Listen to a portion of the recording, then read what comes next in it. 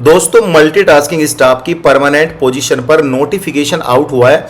यह notification CSIR institute of mineral and material technology की तरफ से आउट हुआ है, जो कि भुवनेश्वर में है। यह एक सेंट्रल गवर्नमेंट ऑर्गेनाइजेशन है। अगर आपकी जॉब लगती है तो आपकी जॉब परमानेंट रहेगी, अंडर सेंट्रल गवर्नमेंट में रहेगी। आपको वह सभी फैसिलिटी मिलेगी जो एक सेंट्रल गवर्नमेंट को मिलती है, और सभी इंस्टीट्यूशन में CSIR के क्वार्टर आपको रहने के लिए मिल जाता है। कहीं ना कहीं आपका बेनिफिट रहेगा। एंड गाइस 23 मार्च से लेके 21 अप्रैल तक आप इसके फॉर्म फिल कर सकते हैं। चूंकि सेंट्रल गवर्नमेंट है इसलिए ऑल इंडिया कैंडिडेट एलिजिबल है अप्लाई करने के लिए।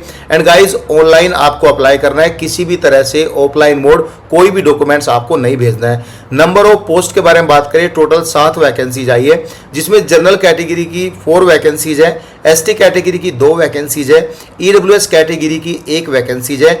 एज क्राइटेरिया के ऊपर बात करें, 18 से 25 साल के बीच आपकी एज होनी चाहिए। लेवल 1 की सैलरी मिलेगी लगभग 35 से 40 हज़ार के बीच, सब कुछ मिला के DA, TA, HRA सब कुछ मिला के 35 से 40 हज़ार के आसपास आपकी सैलरी रहेगी। इसमें अप्लाई करने के लिए आप ओनली 10th पास है तो एलिजिबल है अप्लाई करने के लिए। डिजायरेबल वैसे जरूरी नहीं होता किसी भी नोटिफिकेशन में। अगर है आप 12th पास तो 12th पास से फॉर्म फिल कर सकते हैं। हालांकि इसमें जो एसेशनल क्वालिफिकेशन है वह 10th पास ही रिक्वायर्ड है।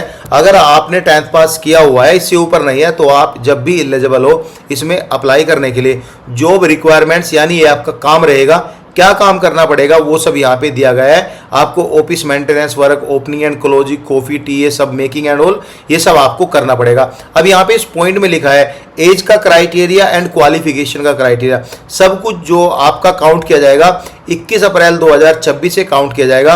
अब एज क्राइटेरिया के ऊपर बात कर लेते हैं। जैसे कि लिखा है 18 से 25 साल के बीच आपकी एज होनी चाहिए। यहाँ पे कुछ कैंडिडेट में कंफ्यूजन रहता है कि मेरी डेट ऑफ बर्थ ये है, क्या मैं एलिजिबल हूँ या नहीं हूँ। तो इसमें यहाँ पे क्लियरली लिखा है अगर आप 22/4/2001 से लेके 21/4/2008 के बीच जन्मे हो, यानी आपका बोर्न है इस 20 डेट का, तो आप एलिजिबल है अप्लाई करने के लिए। यहाँ पे जो डेट की कैलकुलेशन है आप इस डेट से भी कैलकुलेट कर सकते हो। चूंकि सेंट्रल गवर्नमेंट है तो आपको कास्ट का कंसेशन भी मिलेगा। जैसे कि मैंने बताया यहाँ पे ST कैंडिडेट की 2 वैकेंसीज आई है, ना SC की वैकेंसीज है ना OBC की है। तो ST कैंडिडेट जो है 5 साल की छूट यहाँ पे ले सकते हैं, यानी 30 साल तक वह फॉर्म अप्लाई कर सकते हैं। एंड गाइज ये यहाँ पे ऐसे ही लिखा है कि जॉब का रिलैक्सेशन मिलेगा, वो सब मिलेगा, कास्ट का कंसेशन। मोड ऑफ सिलेक्शन में यहाँ पे बहुत कुछ लिखा है। पहले आपका स्किल टेस्ट होगा, फिर आपका प्री एग्जाम होगा, फिर ट्रेड टेस्ट होगा, रिटन टेस्ट होगा। लेकिन गाइस इतना कुछ नहीं होने वाला। पहले हो सकता है आपका ट्रेड टेस्ट या स्किल टेस्ट हो, या फिर हो सकता है आपका रिटर्न एग्जाम हो। यहाँ पे 2 ट्रेड मतलब यानी 2 फेज में आपके एग्जाम होंगे, या ट्रेड टेस्ट और एग्जाम, या एग्जाम या ट्रेड टेस्ट। स्किल टेस्ट होगा, प्री टेस्ट होगा, trade test and return test होगा। एज एप्लीकेबल भी लिखा है यहाँ पे देखो, लेकिन ऐसा कुछ नहीं होता है, इतना सब कुछ नहीं होगा। या तो पहले आपका कॉल लेटर आएगा ट्रेड टेस्ट के लिए, फिर आपका रिटर्न टेस्ट होगा, या पहले आपका रिटर्न टेस्ट होगा, फिर आपका ट्रेड टेस्ट होगा, फिर फाइनल मेरिट लिस्ट लग जाएगी। 2 स्टेज में आपका सिलेक्शन होगा। ज़्यादा बड़ा काम नहीं है, एग्जाम बहुत इजी आता है। सिलेबस को भी इस वीडियो में हम कवर करेंगे।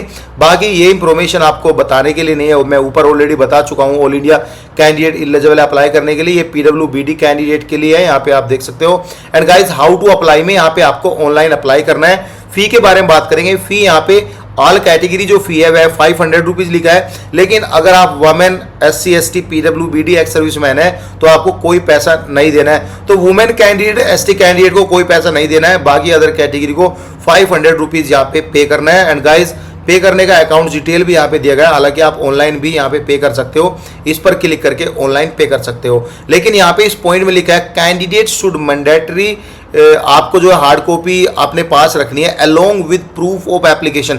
यानी ये दोनों चीज़, जो लास्ट डेट है उसके बाद हार्ड कॉपी आप डाउनलोड नहीं कर सकते, उससे पहले आपको डाउनलोड करनी है। यहाँ पे क्लियरली लिखा हुआ है कि लास्ट डेट से आप जो है डाउनलोड नहीं कर सकते, ये लिखा will not be available after the last date hard copy. ठीक है, तो जैसे फॉर्म फिल करो हार्ड कॉपी आप जो है डाउनलोड करके रख लो अपने सिस्टम में या मोबाइल में ले लो।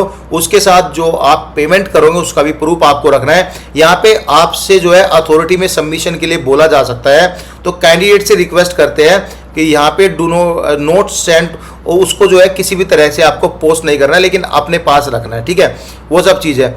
Candidate required to bring hard copy of application, ये लिखा, candidate are required to bring the hard copy of application along with its enclosure a colour passport size photograph, proof of payment, ये सब आपको लेके जाने हैं ड्यूरिंग द टेस्ट। जब आपका टेस्ट होगा, डॉक्यूमेंट्स वेरिफिकेशन होगी, उसी के बेस पर आपका डॉक्यूमेंट्स वेरिफिकेशन होगा। बाकी यहाँ पे खास कुछ नहीं दिया गया है। एंड गाइज यहाँ पे ये सब पीडीएफ एंड ऑल ये डॉक्यूमेंट्स आपको भेजना है कैसे कैसे करके। अब बात करेंगे हम इसके सिलेबस पे। इसका वैसे ओएमआर एग्जाम बेस रखा जाएगा, भुवनेश्वर में ही आपका एग्जाम होगा। इनिशियली पोस्टिंग आपकी भुवनेश्वर में रहेगी। क्वेश्चन पेपर आपका हिंदी, इंग्लिश और ओडिया लैंग्वेज में लिया जाएगा। हिंदी में आपको देना है तो हिंदी में दे सकते हो, इंग्लिश में या उड़िया में दे सकते हो। यहाँ पे जो इंग्लिश लैंग्वेज है वह इंग्लिश में रहेगी। 10th लेवल का आपका एग्जाम होगा। 150 क्वेश्चन होंगे, 2 आवर का टाइम मिलेगा।